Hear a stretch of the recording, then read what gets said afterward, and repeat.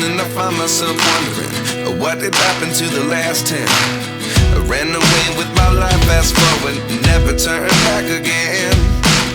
It's kind of funny that the more we pass time, the more we need to set them rewind. And 19 was the year I had to leave you, but now I'm seeing all the signs. Is this really happening? I can't believe it's